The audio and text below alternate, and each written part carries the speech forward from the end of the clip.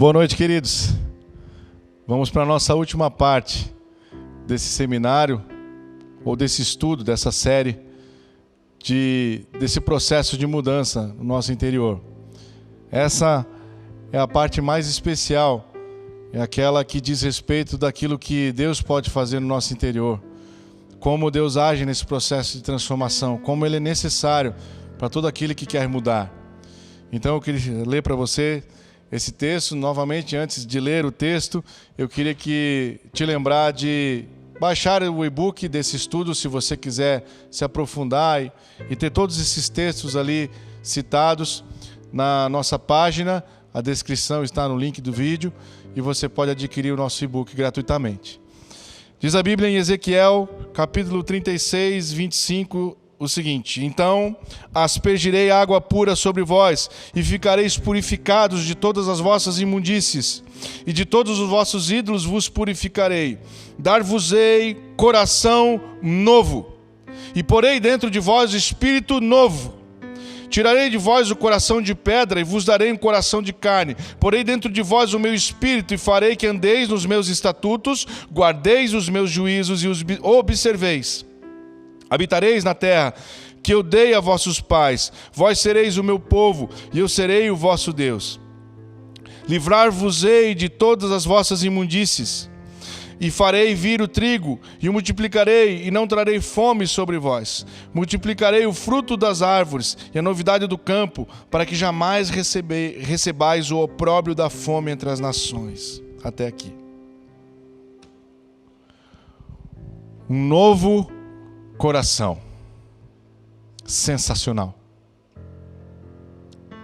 Você sabia que Deus pode transplantar um novo coração em você? Não falo isso do ponto de vista natural, obviamente, mas Deus pode transplantar um novo coração dentro de você. Isso é sensacional.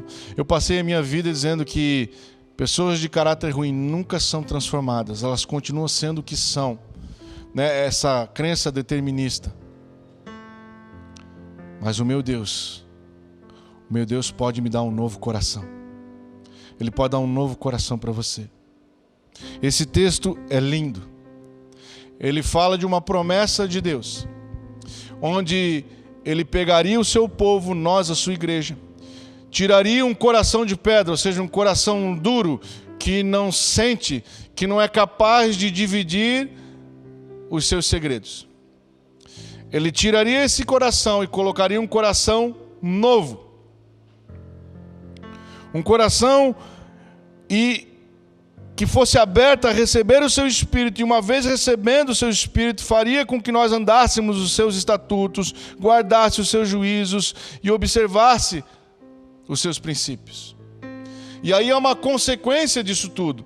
Ele fala sobre habitar na terra que deu aos pais, de trazer provisão, de trazer livramento, de multiplicar a bênção sobre o seu povo. São consequências de quem tem um coração novo e que se abre para receber e abrigar a presença do Espírito. Novo coração. Novo coração é nascer de novo, nascer do Espírito, tal qual foi a conversa de Jesus com Nicodemos, aquele fariseu que conhecia tudo da lei.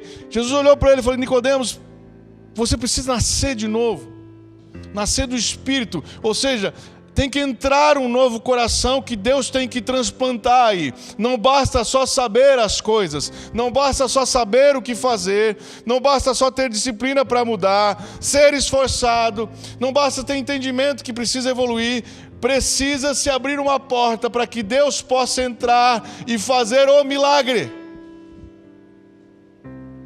Ele tem poder transformador. Quando Ele coloca um novo coração, um coração disposto a abrir a porta para o seu Espírito entrar em nossas vidas e ministrar sobre nós, uma nova vida começa a fluir através de nós. A natureza de Deus, a essência do Senhor começa a ser exalada através de nós. Porque quando o Espírito entra, Ele traz os seus frutos, que são a evidência da sua presença. Bondade, amor, paz, longanimidade, domínio próprio, mansidão, são características de quando o Espírito começa a repousar em nós. Então nós começamos a ser transformados. mudados, regenerados, por causa de um coração novo. E isso, meu caro, minha cara, nós não temos poder de fazer. Isso só Deus pode fazer. E Ele faz. É tremendo ter um novo coração. Hoje estava falando com um amigo meu cardiologista, ele compartilhou de uma situação de um paciente dele que ele encaminhou para uma fila de transplante, que recebeu um novo coração. Não sei se você sabe, mas quando a pessoa tem um coração muito doente, com uma insuficiência cardíaca já numa classe funcional do último grau, ela praticamente vive afogada dentro de si, tem muitas facilidades, acumula água no pulmão e ela constantemente respira como um peixe fora d'água, ela está sempre cansada. E o cansaço dela é os mínimos esforços. Então, pentear um cabelo, subir um lance de escada, isso é quase impossível para alguém que tem um coração fraco. E quando recebe o coração novo, que todo aquele cansaço, toda aquela fragilidade vai embora, a sensação é das mais tremendas. Jesus pode fazer isso na sua vida espiritual, nas suas emoções. Ele pode tirar um coração machucado, ferido, amargurado, incrédulo, e colocar um coração novo, cheio de esperança, cheio de fé, de amor, onde o Espírito pode fluir e você ser uma nova pessoa. Ora, quando o Senhor coloca esse novo coração, Ele nos diz que os seus mandamentos não são penosos de viver. Às vezes a gente olha para Deus e pensa, eu não quero essa vida porque eu vou ter que mudar minhas convicções. Eu não quero essa vida porque eu vou ter que largar coisas que eu gosto de fazer. Você está pensando ainda com a mente que não foi regenerada, com o coração que ainda não é novo.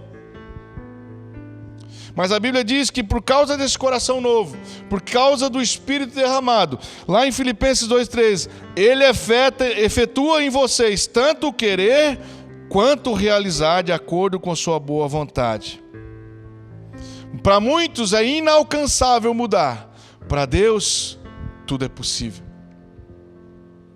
Se você abrir a porta, Deus te dá um novo coração e com Ele você tem chances de abrir a porta para o Espírito Santo transformar a sua vida. E ao transformar a sua vida, querido, quando Ele começa a arrumar as coisas, e o Espírito Santo é especialista em arrumar o caos, Ele faz isso desde o início da terra, quando Ele pega aquela terra sem forma e vazia, havia caos sobre a superfície da terra, Ele começa a colocar as coisas no lugar. Deus é especialista em trazer o equilíbrio para nossas vidas.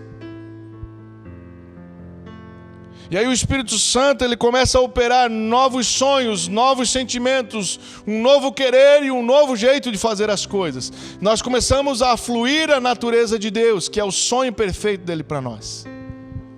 Não existe nada melhor do que carregar a presença de Deus.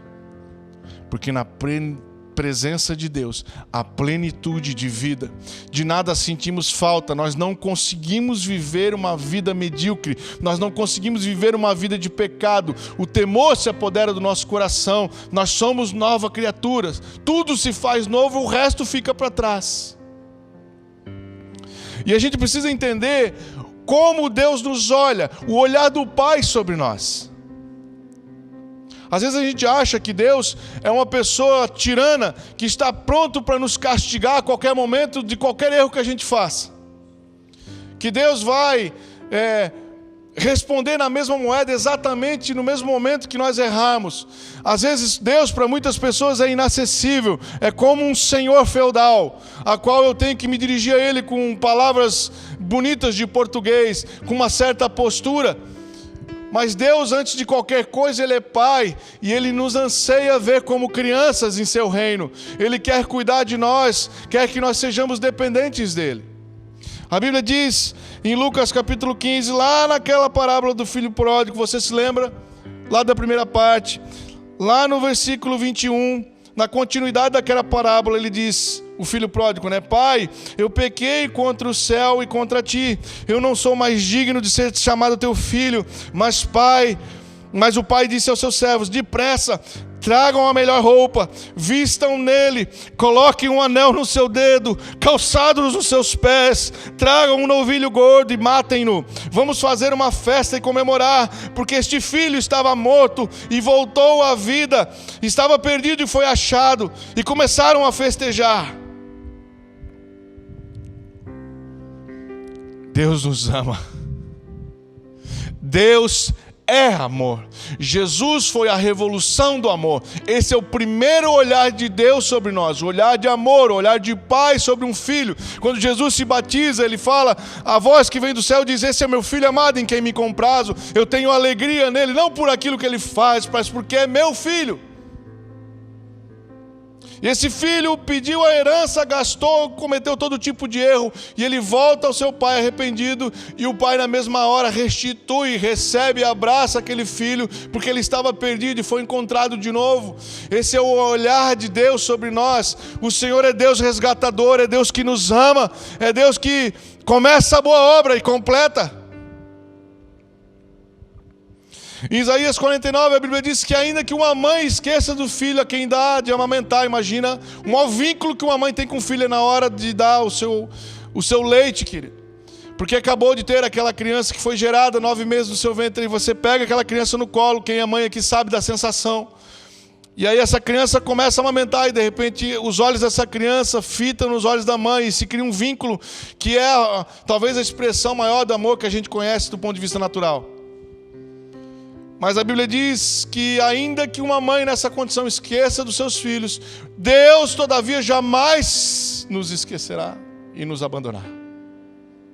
Nós não temos ideia do amor de Deus.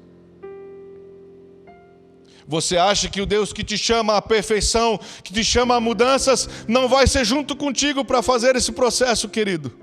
Oh! Ele é a parte principal do processo. Nós temos que nos achegar a Ele. Achegai-vos a Deus, porque Ele se chegará a vós outros. Essa semana, o Daniel me mandou uma mensagem. Daniel, meu filho de 8 anos.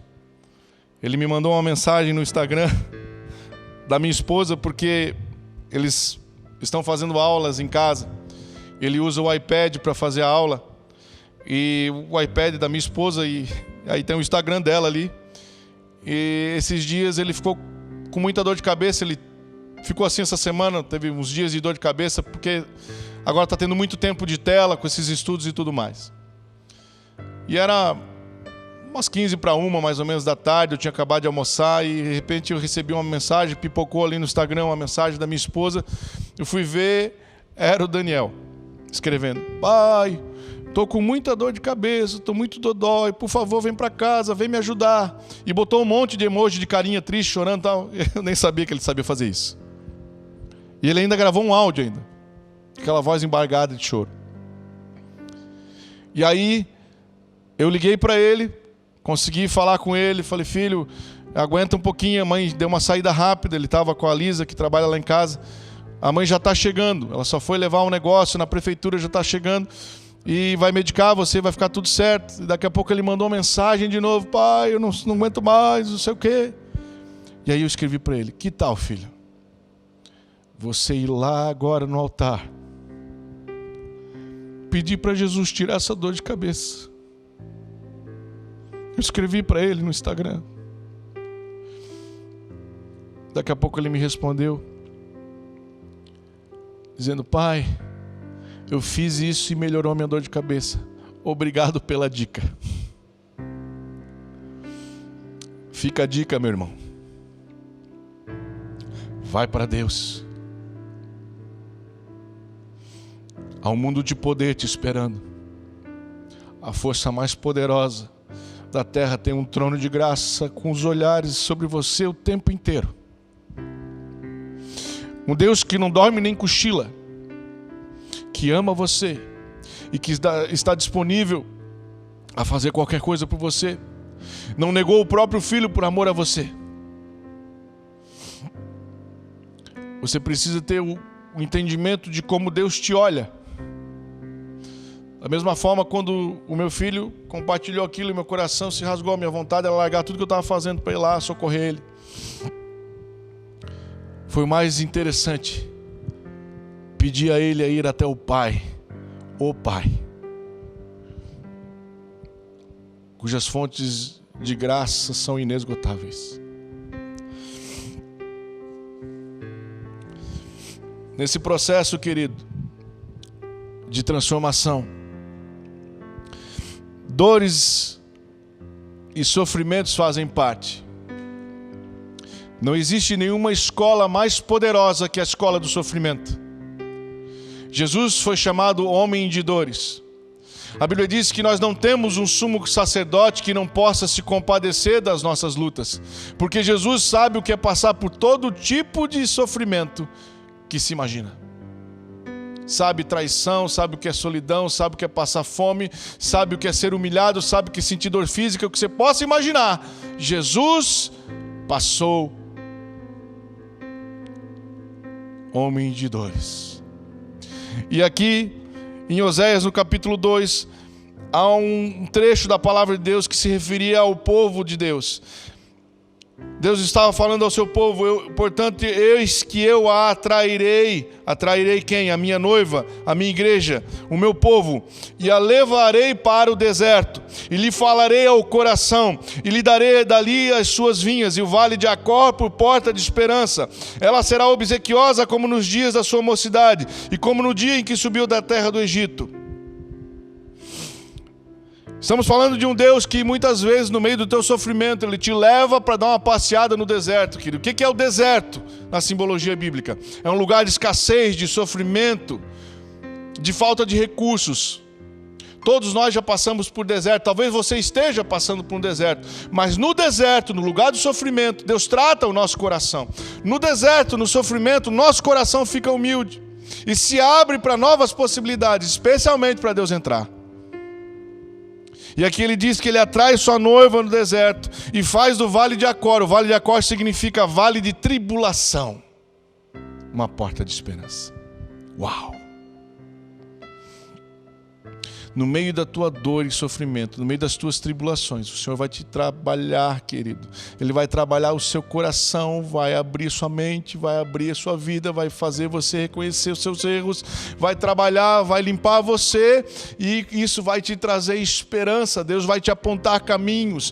Deus é Deus de conselhos. Ele é maravilhoso conselheiro. Ele fala. E aí diz ali que depois disso ela será solícita, obsequiosa, como nos dias da sua mocidade. Ou seja, ela vai ser restaurada. Como no dia que Deus a tirou da terra do Egito. Como no dia que Deus a tirou do livramento. Então muitas vezes Deus te tira do Egito, Deus te livra. E no meio do caminho, por algum motivo, querido, você vai enfraquecendo, você vai ficando morno. Mas o Senhor te chama às vezes para um deserto, para um lugar de sofrimento, para trabalhar o seu coração e para te dizer: você é meu. E no meio do sofrimento, da tribulação, você vai descobrir a graça, e eu vou te levar a um lugar de esperança. Essa é a melhor escola do mundo, a escola do tratamento de Deus. A Bíblia diz em Jó, no capítulo 5, Jó, que foi um homem que passou por muitos sofrimentos. No versículo 17 ele diz: bem-aventurado é o homem a que Deus disciplina. Não desprezes, pois, a disciplina do Todo-Poderoso, porque Ele faz a ferida e Ele mesmo a liga.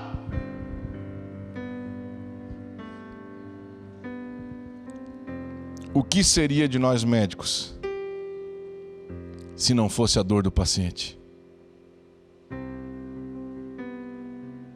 Hoje, quando alguém chega num pronto-socorro com dor,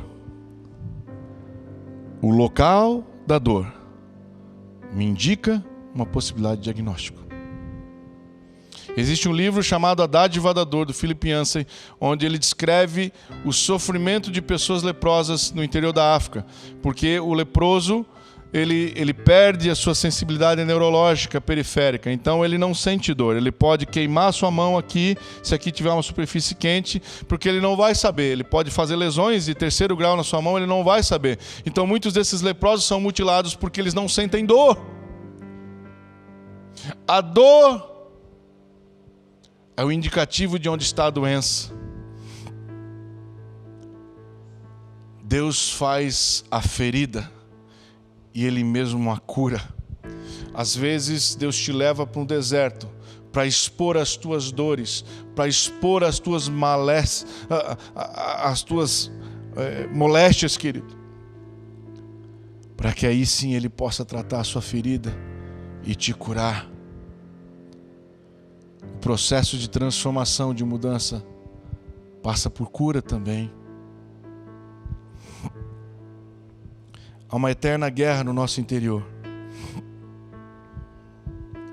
A sua carne sempre vai lutar contra o seu espírito, para dominar a sua alma, os desejos, sentimentos, vontades. A carne é a nossa carcaça, querido. Ela sempre quer a preguiça, sempre quer a acomodação, sempre quer o que é errado. Mas há um espírito dentro de nós que anseia pela presença de Deus, que precisa ser alimentado. Lembra do pão nosso de cada dia? Esse espírito precisa de pão, você precisa alimentá-lo buscando a presença de Deus, porque você tem um novo coração e o Espírito está em você. Deixa ele fluir, libera o Espírito. Libera o Espírito para que o Espírito domine sua carne e a sua alma e os seus sentimentos acompanhem o seu Espírito e você comece a andar no Espírito e não nas suas emoções. Andar no Espírito, andais no Espírito e jamais satisfareis as concupiscências da carne. Se você andar no Espírito, querido, você não vai mais querer pecar, porque você tem um novo coração. Deus transformou você.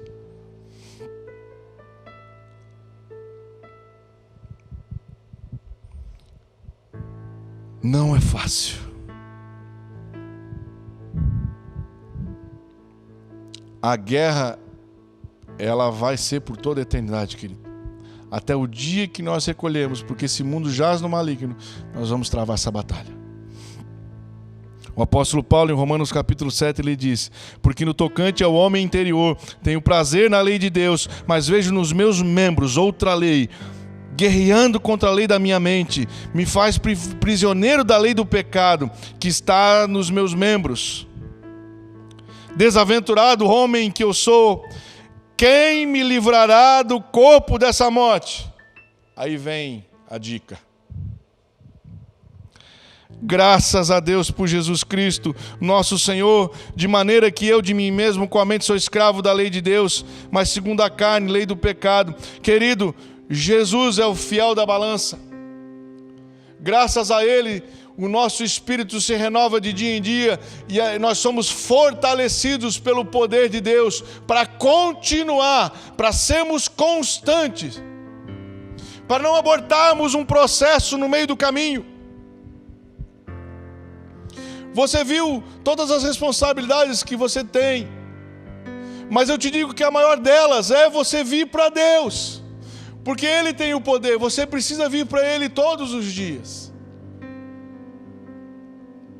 Se você for constante no seu relacionamento com Deus, você vai ser transformado por completo. Sua casa será diferente, sua vida será diferente, sua igreja, seu bairro, seu país será diferente.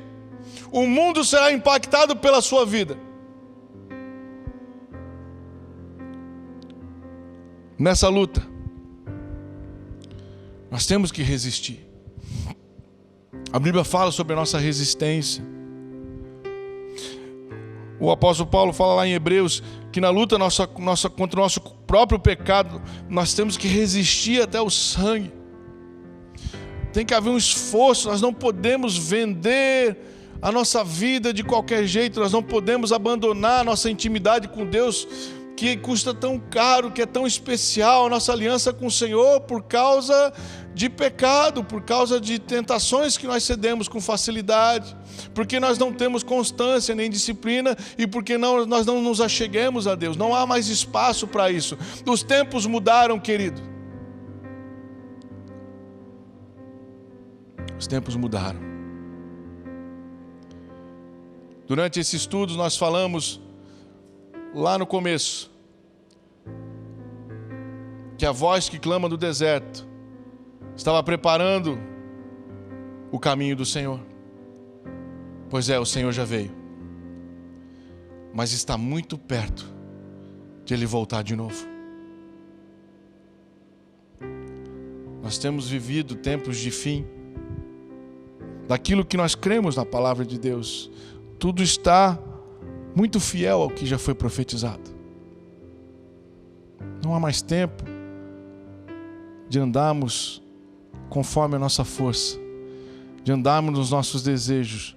Não há mais tempo de estagnar, de retroceder, de ser morno. O Senhor te chama a um processo de transformação, onde Ele quer te fazer como um rio de água viva, querido, por onde você passar, você possa levar avivamento, vida, né?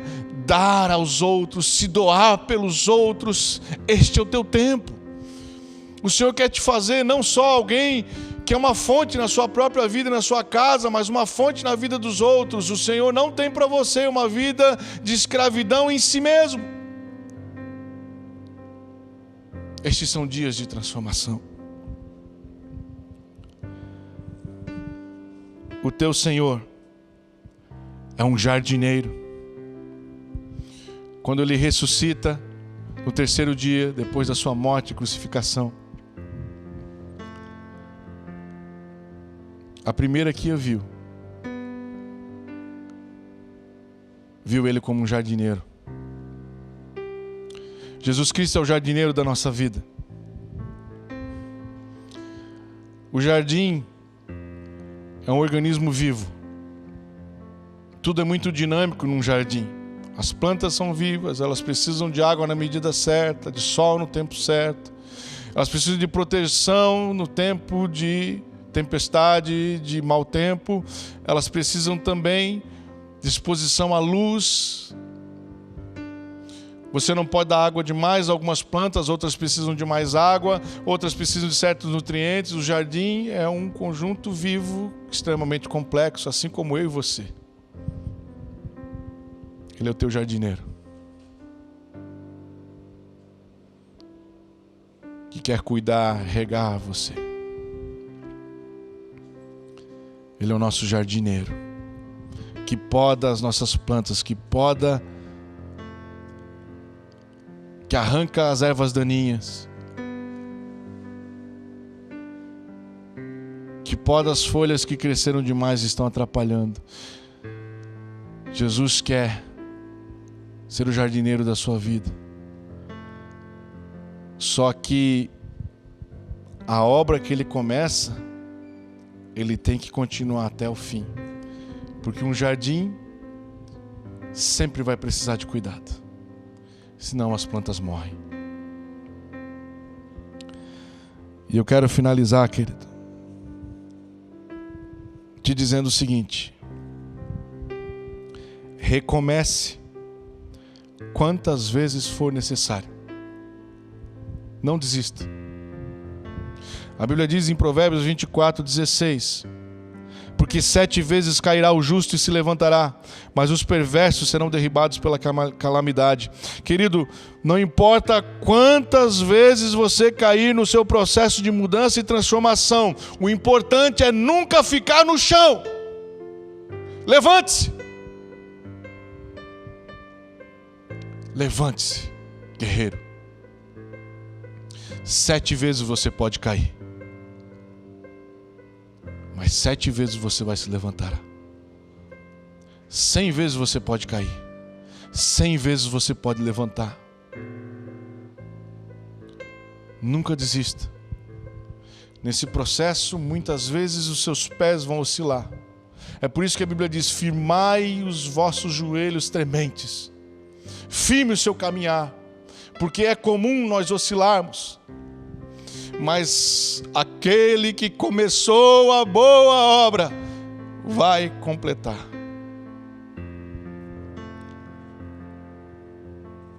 E por fim, querido, eu queria te dizer que tudo é possível ao que crê. Então creia. Para Deus, nada é impossível. Quando Jairo se aproximou do Senhor, com a filha doente. Ele chamou Jesus para ir lá orar pela sua filha. E Jesus estava envolto por uma multidão. Estava ministrando, estava operando alguns milagres. E aí ele aceita o convite dessa pessoa, vai em direção à casa dela para orar por aquela menina. E no meio do caminho ele ainda é parado outras vezes, e de repente, no meio do processo, alguém traz a informação que a menina havia morrido. Sua filha morreu. Pare de importunar o mestre. Cara, o que você faria? Tua filha morreu. Para de importunar o mestre. O que você faria? Eu não sei, cara. Mas eu sei o que Jesus fez. Jesus olhou para Jairo e falou: não temas, crê somente. E aí, Jesus vai até aquela casa. Já estavam pranteando o corpo da menina. Jesus sobe, ora com ela e traz ela de volta à vida. Quem tem a palavra final de nossas vidas é o Senhor. E Ele diz: você pode ser transformado. Não há impossíveis para Deus. Se você acha que chegou no fundo do poço, que o seu caminho é um caminho de morte, eu quero te dizer que Ele também traz à vida aquilo que já morreu. Não existe nada impossível para Deus. Para você que hoje é escravo de vícios, para você que o casamento está arruinado, para você que é escravo de si mesmo, para você que anda triste, desanimado, deprimido, para você, querido, que precisa de uma mudança, eu quero te dizer: Jesus Cristo pode mudar todo o seu ser. E para Ele não há impossíveis. Eu quero terminar essa série fazendo uma oração.